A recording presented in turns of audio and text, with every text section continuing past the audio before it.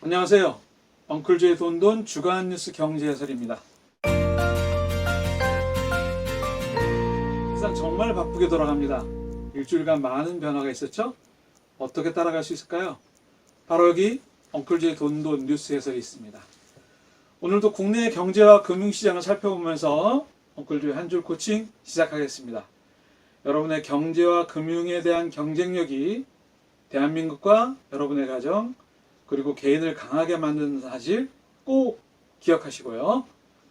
먼저 국제경제 뉴스 하나를 짚어보겠습니다. 원유 치킨 게임에 20불 깨져.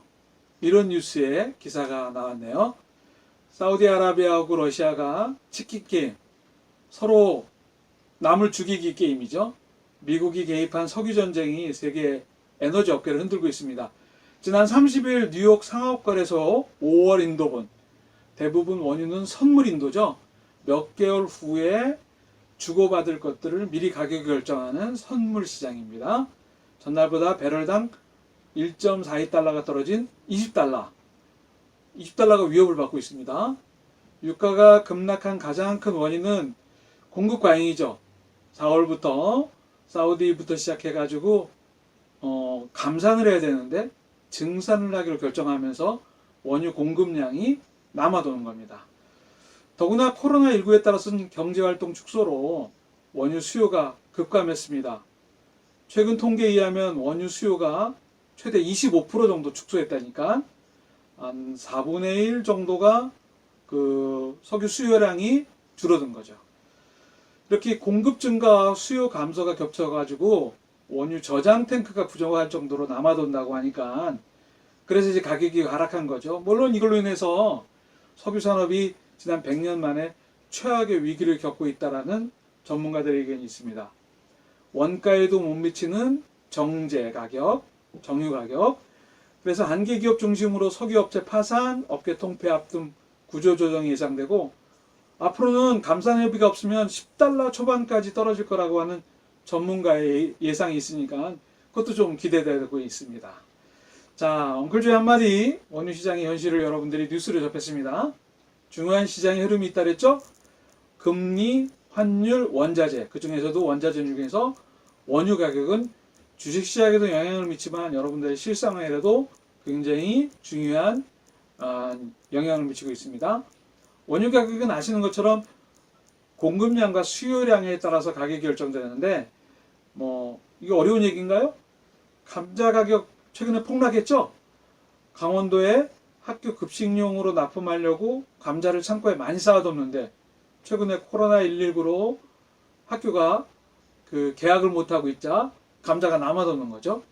급식을 못하니까요. 시장에 쏟아져 나오니까 공급량이 확대돼서 가격이 폭락하는 겁니다. 마찬가지로 원유가 공급이 남아 넘치고 수요는 줄어들고 그래서 지난 2월 초에 50달러, 배럴당 50달러였던 서부 텍사스산 중진료가 조금 전 뉴스처럼 배럴당 20달러 초반으로 내려앉았으니까 반 이하로 가격이 떨어진 겁니다. 공급 과잉, 원유 수요 25% 급감, 이런 석유 시장의 흐름 속에서 여러분들은 뭘 집중해서 봐야 될까요? 그렇습니다. 원유 시장의 양면성을 여러분들이 오늘 뉴스에서 기억을 하실 필요가 있습니다. 석유 산업의 위기가 왔다는 거 여러분들이 직감하실 거예요. 저유가가 계속되면 원유 정제 산업의 위기가 오겠죠? 업계가 파산하고 또 통폐합 등 구조조정이 당연히 뒤따라오겠죠. 석유 가격이 이렇게 하락되면 여러분하고 저는 좋겠지만 추가로 계속 하락하게 된다면 그 원유 산유국들이 수입이 감소하겠죠. 가격이 하락하니까요. 그러면 오일머니 감소로 건설 그다음에 이렇게 마중물 역할을 하던 오일머니의 축소로 인해서 세계 경제가 더욱 위축이 가속화되지 않을까 그런 걱정도 하게 됩니다. 양면성이 있다라는 거 가격의 하락이 무조건 좋은 것만 아니다. 기억하셔야 될 내용 중에 하나입니다. 자, 이번에는 국내 경제 소식 하나 전해드릴까요? 재난지원금 소외돼서 상위 30%들의 목소리가 높아진다. 여러분들 뉴스에서 요즘 화제가 되고 있습니다. 재난지원금 코로나19로 인해서 소득 가위 70%에게 가구당 60만 원에서 100만 원까지 준다. 이런 결정이 나고 나서 그 소득 상위 못 받는 사람들 상위 30%가 우리는 뭐냐 이렇게 하면서 그 목소리가 높아지고 있다는 얘기인데, 소득 인정액을 확인하는 보건복지부 산하의 그 복지로라고 하는 사이트에는 나도 해당되는지 수없이 많은 사람들이 그 검색하느라고 사이트가 다운되기도 하고 뭐 이런 일도 일어난다고 하네요. 분명한 것은 그 소득 상위 30%에 속하는 사람들에게 이 재난지원금 주는 것이 과연 효과가 있을까? 이 이야기인데요. 여러분들 그걸 결론을 내기 전에 먼저 국가통계 포탈에 의하면 2018년도, 2019년도는 아직 결과가 안 나왔고요. 2018년도 기준으로 많이 버는 사람들을 10분위로 나눠가지고 0에서 10%까지 있는 사람들이 종합소득세 중에서 86.4%를 낸답니다. 거의 그 대부분을 내는 거죠. 그 다음에 10%에서 20%가 7.5%, 20%에서 30%가 3.1%.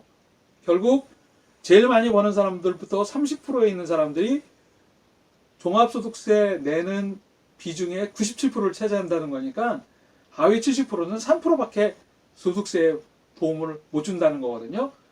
재난지원금이 9조 원이 좀 넘을 거다. 그 다음에 상위 30%까지 준다면 한 그 3조 8,500억 정도, 한 4조가 조금 안 되는 돈을 더 부담할 거다. 뭐 이런 얘기들이 나오는데, 여하튼 가구당 30%들이 600만 가구가 되는데 이 사람들이 100만 원을 받아봤자 세금으로 64만 원 정도 내고 나면 실제로는 35만 원 정도밖에 자기가 갖게 되는 것이 없다는 거죠.